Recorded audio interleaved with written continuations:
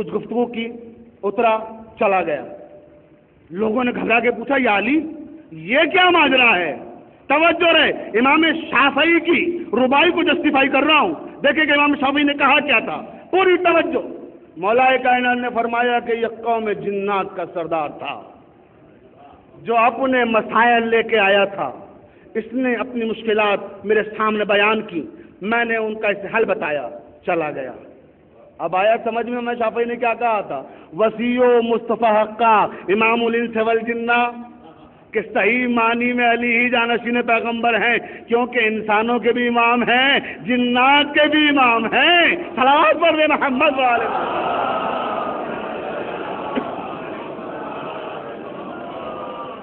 بس عزیزوں، گفتگو ختم کی میں نے، اور یہ وہ غم تھا، یہ وہ صدمہ تھا جسے لے کر بی بی زہرا سلام اللہ علیہا اس دنیا سے چلی گئیں کہ لوگ علی کی امامت سے منحرف ہو گئے ہیں۔ علی کی امامت سے انحراف بھی بی بی زہرا کے لیے کوئی معمولی صدمہ نہیں تھا، اسی طرح سے تھا جس طرح سے بابا کے غم میں نہ رونے دینا، جس طرح سے صدق کا چھین لینا، جس طرح سے دروازہ شہزادی کے پہلو پہ گرا دینا، جس طرح سے دروازے کو جلا دینا، یہ انہی صدمات میں سے ایک صدمہ تھا۔ عزیزوں، جناب فاطمہ زہرا کی شہادت مسلسل بیان کی جا رہی ہے، کل سارا دن خطیبوں نے بیان کی، لیکن میں چاہتا ہوں کہ اس وقت خاندان زہرا کی 3 بیٹیوں کا تذکرہ کروں اور 3 جملے کہوں گا، 3 جملے کہوں گا اور مجلس تمام کر دوں گا۔ خاندان زہرا کی 3 بیٹیاں اور 3 جملے، مجلس تمام۔ روایتوں میں ہے کہ یہ خاندان رسالت کی وہ 3 بیٹیاں ہیں کہ جن پر اتنے مظالم ڈھائے گئے کہ وقت سے پہلے ضعیف ہو گئی۔ عزاداران مظلوم کربلا جن پر وقت سے پہلے ضعف طاری ہو گیا، خاندان زہرا کی 3، خاندان رسالت کی 3 بیٹیاں۔ خاندان رسالت کی پہلی بیٹی فاطمہ صغریٰ،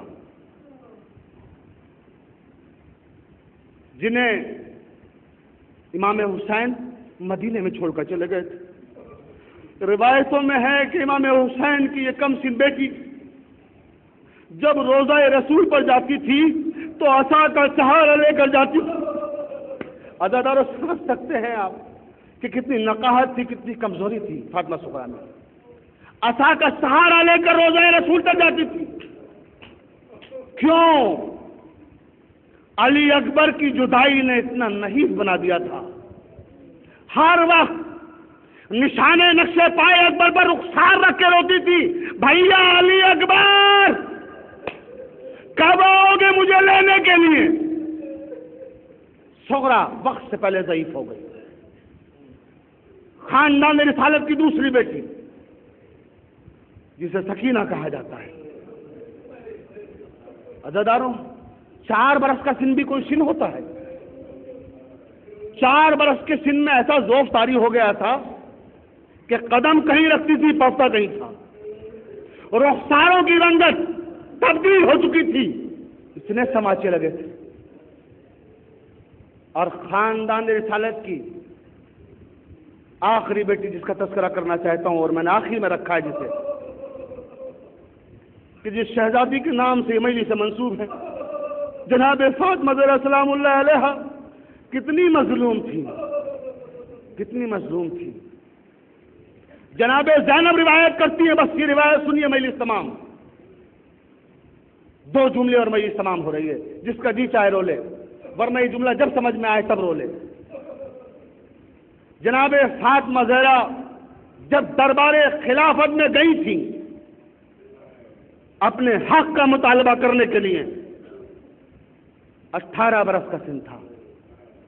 جب گئی تھی تو عصا کا سہارا لے کر نہیں گئی تھی۔ جب دربار خلافت سے واپس آئی ہیں تو جناب زینب کا بیان ہے کہ میں 6 برس کی تھی، میں نے دیکھا کہ میری ماں کے مصلے پر کوئی بوڑھی عورت آگے بیٹھ گئی ہے۔ جب میں نے بوڑھی عورت کو دیکھا تو میں نے کہا یا ایھا الضعیفہ، اے بوڑھی عورت تم کون ہو جو میری ماں کے مصلے پہ آگے بیٹھ گئی ہو؟ زہرا نے نقاب کو الٹ دیا کہ زینب تم نے ماں کو نہیں پہچانا۔ مولا کوئی غم نہ دے آپ کو سوائے غم آل محمد کے۔ زینب تم نے ماں کو نہیں پہچانا؟ اماں جب آپ گئی تھی تو دیواروں کا سہارا لے کر نہیں گئی تھی، پلٹ کر آئی ہیں تو میں دیکھ رہی ہوں کہ دیواروں کا سہارا لے کر آئی ہیں۔ اماں اب آپ نے نقاب الٹی ہے تو میں یہ کیا دیکھ رہی ہوں کہ سر کے سارے بال سفید ہو گئے۔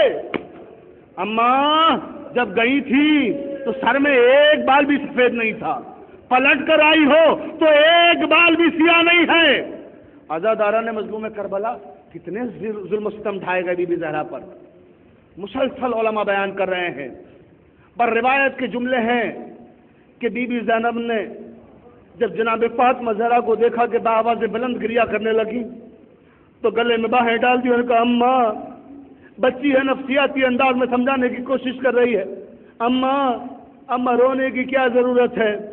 اماں میں جانتی ہوں باغ فدق چھین لیا گیا ہم سے، مگر اماں ہم تو مالک جنت ہیں، اماں ہم مالک کوثر ہیں، اگر فدق چھن گیا تو کیا غم ہے؟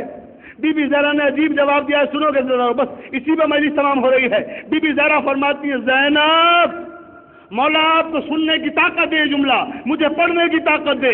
بی بی زہرا نے بی بی زینب کو آغوش میں لیا اور اس کے بعد کہتی ہے زینب اے زینب میں اس لیے نہیں رو رہی ہوں کہ فدق چھن گیا۔